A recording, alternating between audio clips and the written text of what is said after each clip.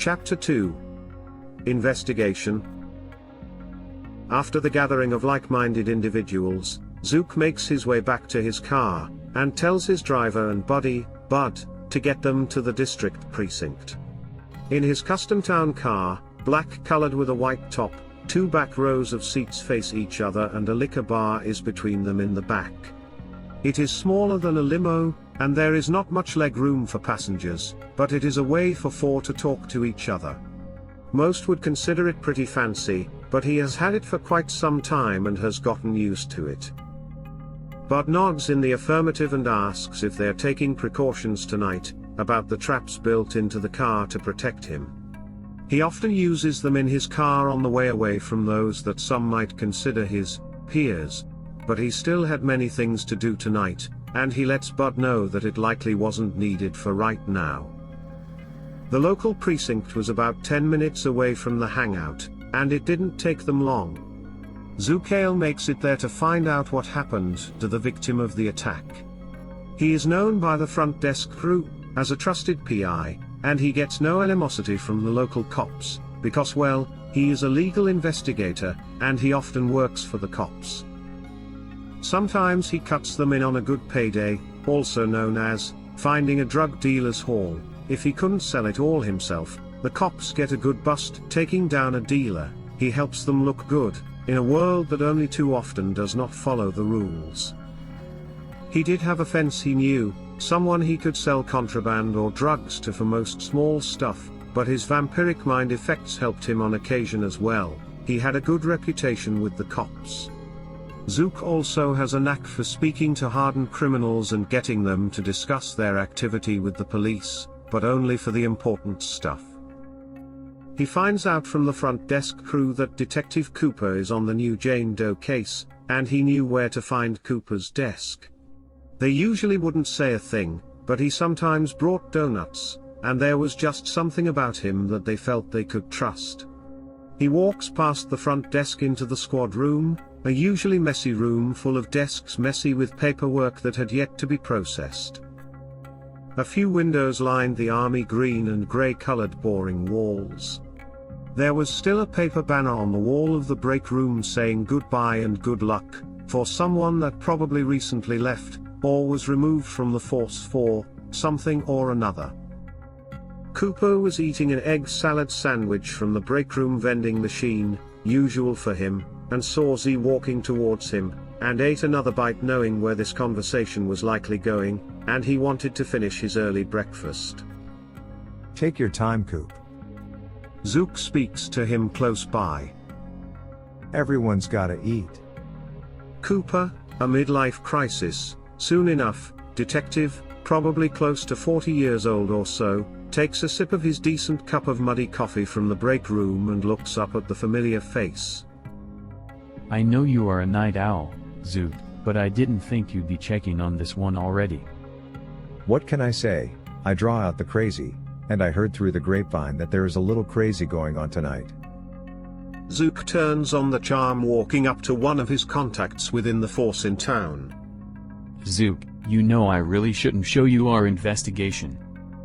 Cooper seems to think longingly toward the folder. It is not usual practice for the police to offer out an investigation to any private investigator, but he does sort of like Zukail for some reason. It could be the fact that he is forced to like him using vampiric blood, or the fact that he, like some other detectives, is being manipulated by the vampire, who is good with people and his mental, manipulative blood powers, but he also just seemed like a nice guy, you know.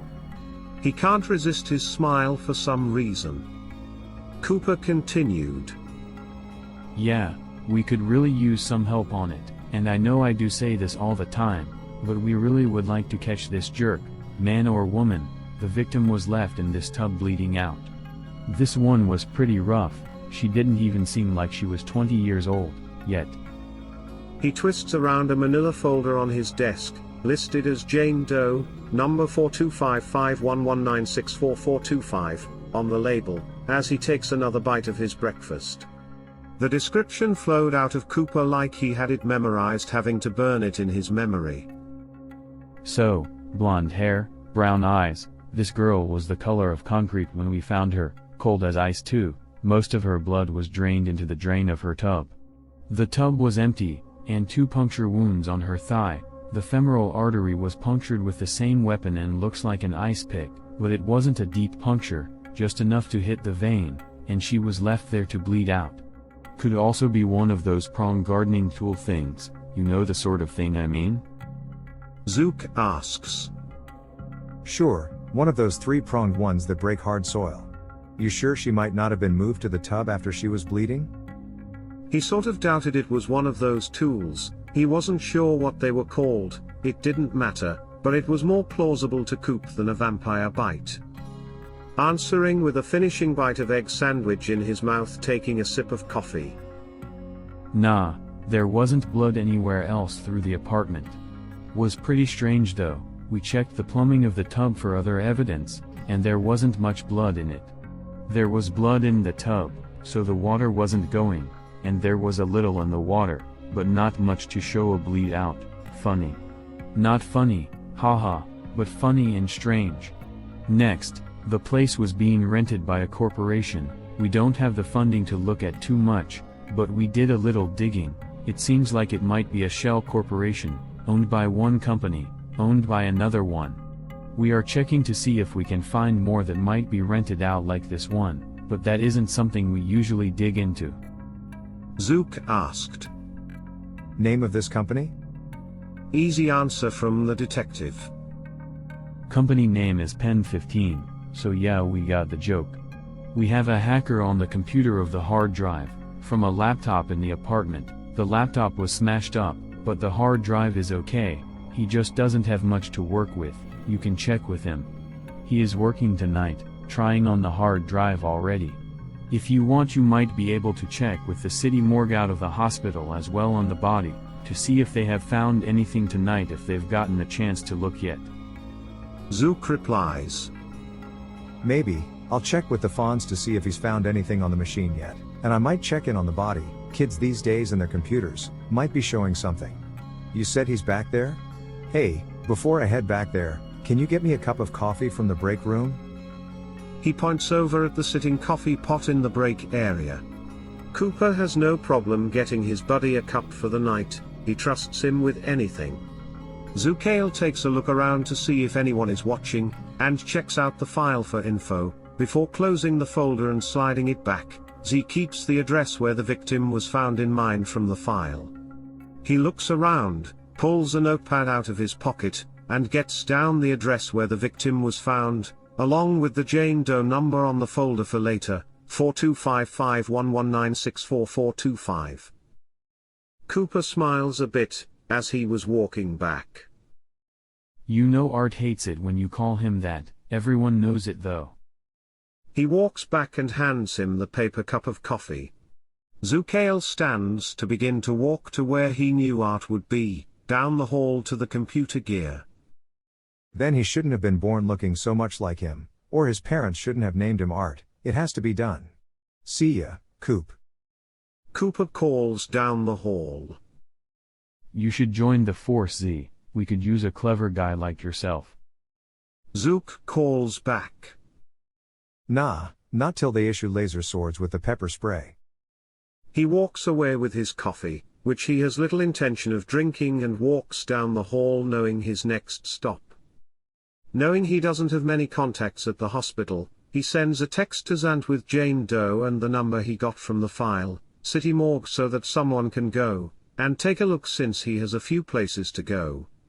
He also makes a pit stop in the bathroom near the tech room to dump the coffee in a sink.